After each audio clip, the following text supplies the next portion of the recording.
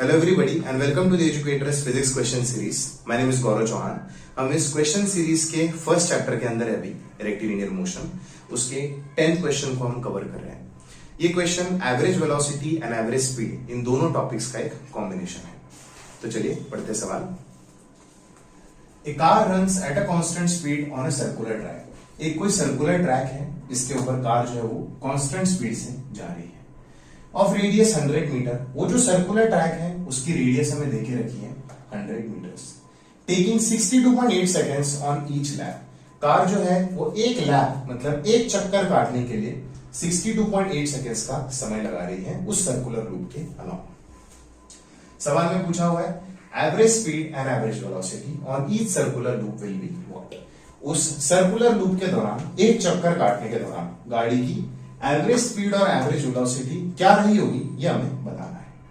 पाई की वैल्यू देके रखी 3.14, उसका जब भी यूज होगा हम उसे इस्तेमाल कर लेंगे।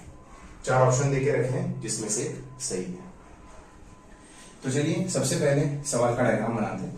फिजिक्स में कोई भी क्वेश्चन आ जाए आपकी सबसे पहली अप्रोच यही होनी चाहिए कि हम सवाल का डायग्राम बनाते हैं।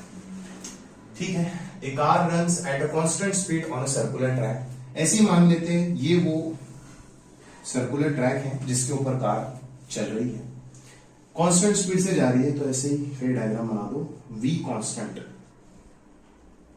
स्पीड से कार जा रही है। ऑफ रेडियस 100 मीटर, तो इस सर्कुलर लूप का जो रेडियस हम बोल देते हैं 100 मीटर से। Taking 62.8 seconds on each lap, एक कंप्लीट लैप को कवर करने के लिए 62.8 सेकेंड्स का समय लग रहा है। लैप की बात कर लेते हैं। लैप का मतलब एक कंप्लीट चक्कर काटना। मान लीजिए बॉडी की जर्नी यहां से शुरू हुई, ये उसकी जर्नी का इनिशियल पॉइंट होगा, आईपी ऐसे डिनोट कर देता हूं। एक कंप्लीट चक्कर काटना मतलब ये गाड़ी की जर्नी ऐसे शुरू होगी और वापस आके वो वहीं पे रुक जाएगा। मतलब जहां पर उसका इनिशियल पॉइंट है वहां पर वो आके रुकेगी वापस, तो वही उसका फाइनल पॉइंट हो जाएगा। बेसिकली फाइनल पॉइंट कुछ इस तरीके से बॉडी की जर्नी का डायग्राम हम बना सकते हैं। इसे बोलते हैं एक चक्कर काटना, मतलब एक लूप ट्रैवल करना। इसको जो समय लग रहा है वो है 62.8 सेकेंड्स। सवाल में बोला हुआ है average speed and average velocity बताओ। जब भी एवरेज के सवाल आते हैं, भले एवरेज वेलोसिटी हो, एवरेज स्पीड हो या एवरेज एक्सेलरेशन हो, सबसे पहला काम होता है आंख बंद करके फॉर्मूला लिखना। तो सबसे पहले एवरेज स्पीड की बात करते हैं। एवरेज स्पीड का फॉर्मूला होता है टोटल डिस्टेंस ट्रैवल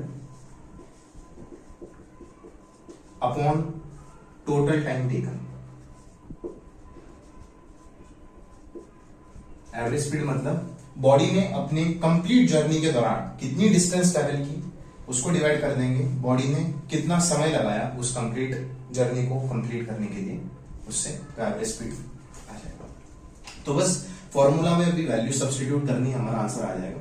सबसे पहले टोटल डिस्टेंस ट्रैवल की बात करते हैं।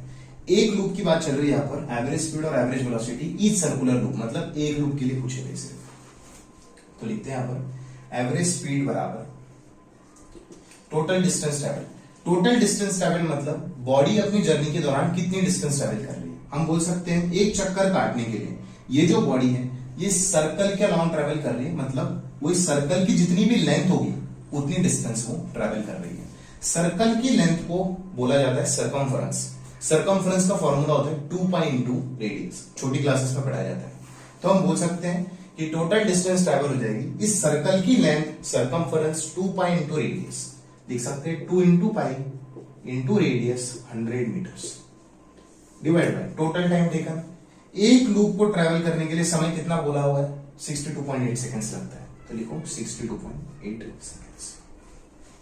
बस अभी कैलकुलेशन बची हुई इसमें। पाई की वैल्यू 3.14 उठा के इसमें पुट कर दो। बोल सकते हो कि एवरेज स्पीड बराबर 2 इंटू 3.14 इंटू 100 को ऐसे लिख रहा हूं 10 इंटू 10 थोड़ी देर के लिए 62.8। ये मीटर में, ये सेकेंड में। हम बोल सकते हैं 3.14 इंटू 2 ये हो जाएगा 6.28। कैलकुलेट करके देख लेना।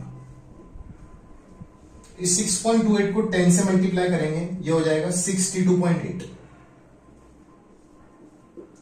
ऊपर भी 62.8 है, नीचे भी 62.8 है। 62.8 से ये 62.8 कैंसिल हो जाएगा। हमारे पास में आंसर आ जाएगा average speed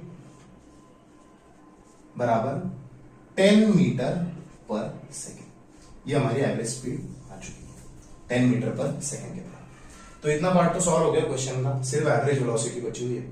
average velocity same average के सवाल आए जब भी आंख बंद करके फॉर्मूला लिखो। एवरेज वेलोसिटी का फॉर्मूला होता है डिस्प्लेसमेंट अपॉन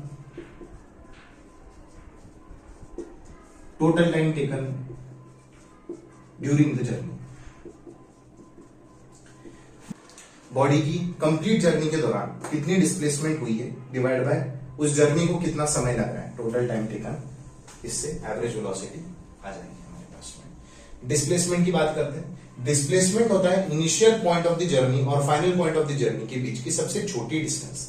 हम बोल सकते हैं एक लूप के दौरान बॉडी ने यहां से जर्नी शुरू की और वापस वो घूम फिर के यही पे आ गई, तो यही उसका इनिशियल पॉइंट भी है और यही उसका फाइनल पॉइंट भी है।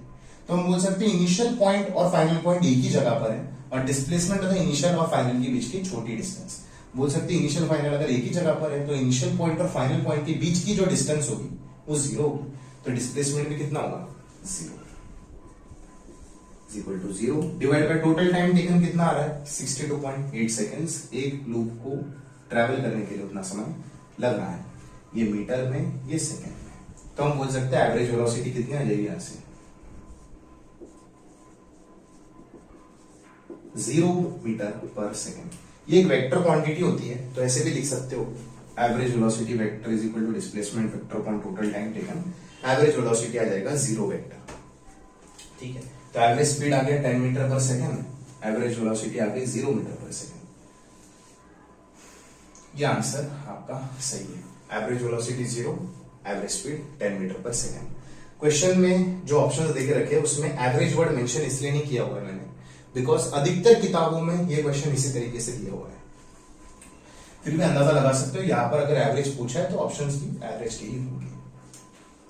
तो चलिए फिर मिलते हैं अगले वीडियो के अंदर एक नए क्वेश्चन के साथ में इस सीरीज के 11th क्वेश्चन में। Thank you.